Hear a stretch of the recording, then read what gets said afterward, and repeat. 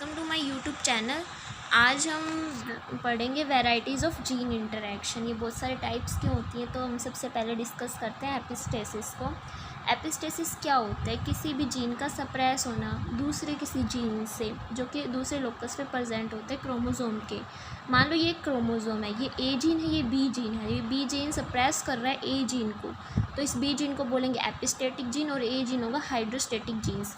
The gene which is suppressed is called as hypostatic and the other gene is called as epistatic genes. Case of gene interaction and represents intergenic dominance। अब जो epistasis है वो दो type का होता है, एक recessive epistasis, एक होता है डोमिनेंट एपिस्टेसिस। तो रिसेसिव एपिस्टेसिस क्या होता है? इसमें जो एपिस्टेटिक जीन है वो रिसेसिव होती, अपनी अलील के लिए रिसेसिव करेक्टर शो करता है। दस इन दिस केस जो एपिस्टेटिक जीन है उसका इन्फ्लुएंस वो तभी शो करेगा जब वो होमोजाइगस कंडीशन में प्रेजेंट होगा। अगर वो हेटेरोजाइगस कंडीशन में है तो इसका कोई इफेक्ट शो नहीं होगा। डोमिनेंट एपिस्टेसिस क्या होता है? इसमें जो एपिस्टेटिक जीन है वो अपने एलील के लिए डोमिनेंट है, और ये अपना जो इन्फ्लुएंस है वो दोनों कंडीशंस में शो कर सकता है, होमोजाइगस में भी और हेटेरोजाइगस में भी। अब हम एग्जांपल की बात करते हैं डोमिनेंट एपिस्टेसिस की। इन क्यूक्यूरबिटा पेपो में जो प्लांट है वो 3 टाइप के फ्रूट्स को बियर करता है, वाइट, येलो और ग्रीन।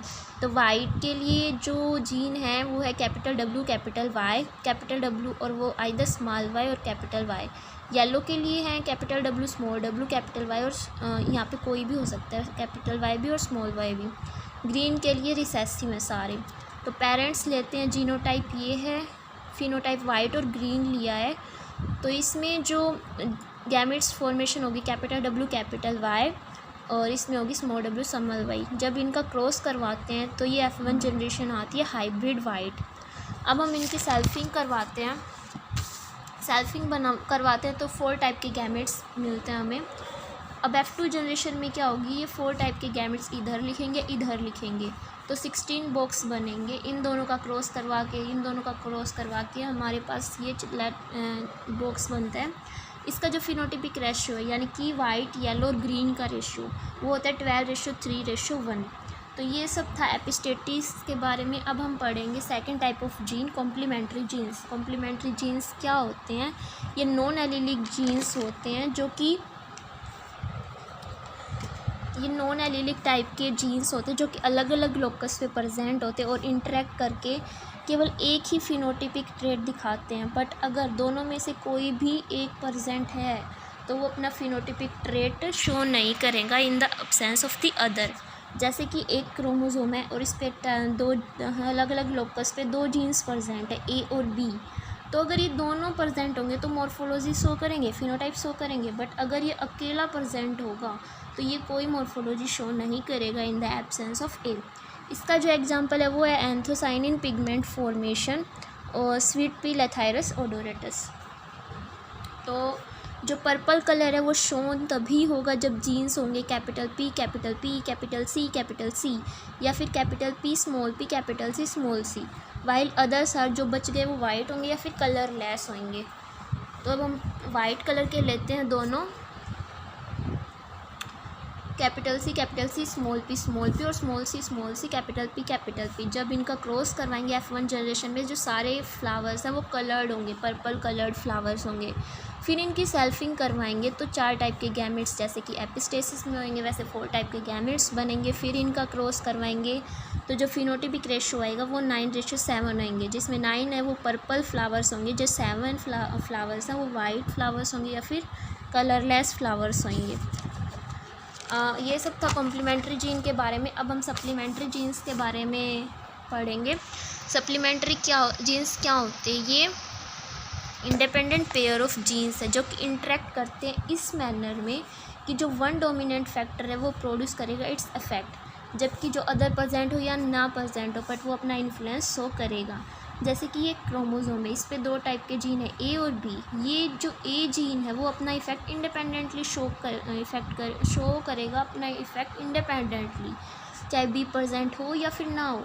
बट जो बी है वो अपना इफेक्ट शो करेगा only in the presence of A. इसका जो एग्जांपल है वो है कास्टल इन गुआइनिया पिग। जो कास्टल होती है वो आउटर लेयर होती है। इन गुआइनिया पिग जेनेटिक कॉन्स्टिट्यूशन ऐसे होता है प्योर ब्लैक, प्योर एल्बिनो और अगोटी। प्योर ब्लैक के लिए जो जीनोटाइप है वो ये है कैपिटल सी स्मॉल ए। एल्बिनो के लिए स्मॉल सी कैपिटल ए और एगोटी के लिए intermediate capital C capital A small A. तो अब हम इनका क्रॉस करवाते हैं। इसमें ब्लैक और एल्बिनो का क्रॉस करवाया गया है। Capital C small C capital A. जब इन दोनों का क्रॉस करवाएंगे तो अगोटी F1 जनरेशन में सारे अगोटी होंगे। फिर इनकी सेल्फिंग करेंगे तो 4 टाइप के गैमेट्स बनेंगे। फिर F2 जनरेशन में इन 4 टाइप के गैमेट्स लिख के इनकी सेल्फिंग इनकी क्रॉस करवाएंगे तो जो रेशो होगा हमारे पास वो आएगा 9:3:4। 9 है अगोटी, 3 है ब्लैक और 4 है एल्बिनो। ये सब था सप्लीमेंट्री जीन्स के बारे में। अब हम पढ़ेंगे पॉलीमेरिक या फिर एडिटिव जीन्स। पॉलीमेरिक और एडिटिव जीन्स क्या होते हैं? एडिटिव, इसका तो वर्ड से ही पता चल रहा है कि ये क्यूमुलेटिव इफेक्ट शो करेंगे, मतलब सारे प्रेजेंट होंगे तो अलग इफेक्ट शो करेंगे और जब वो अकेले प्रेजेंट होंगे तो अपना इफेक्ट अलग शो करेंगे। डुप्लीकेट जीन है जो कि शो करते हैं क्यूमुलेटिव इफेक्ट।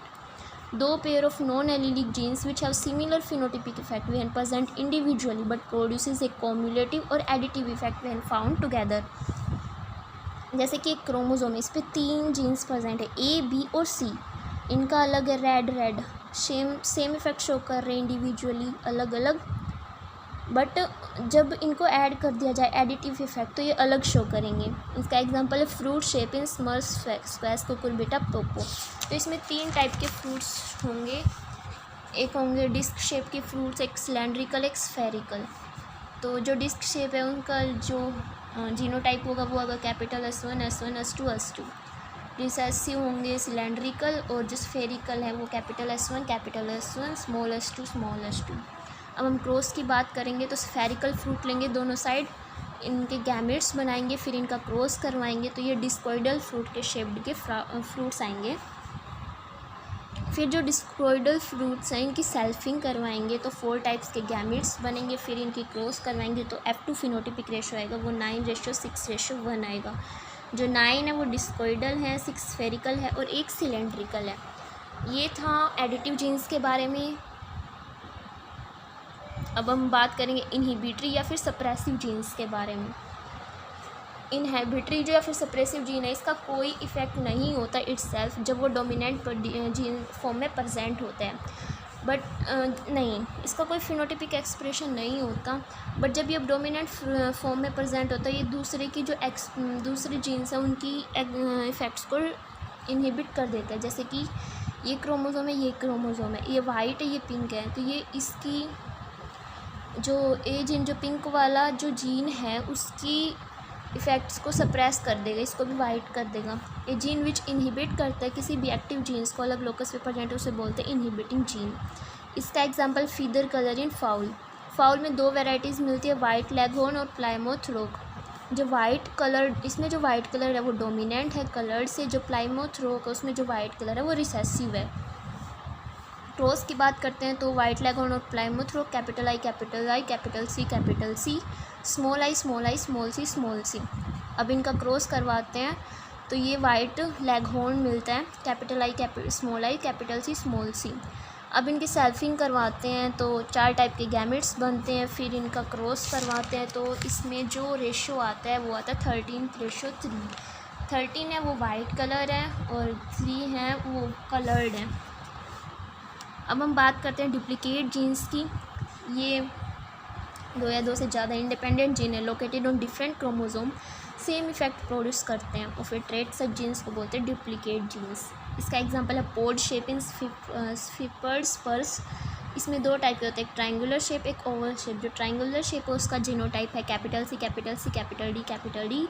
ओवल शेप का है स्मॉल डी। तो हम क्रॉस की बात करते हैं तो ट्रायंगुलर लिया, ओवल पोड लिया।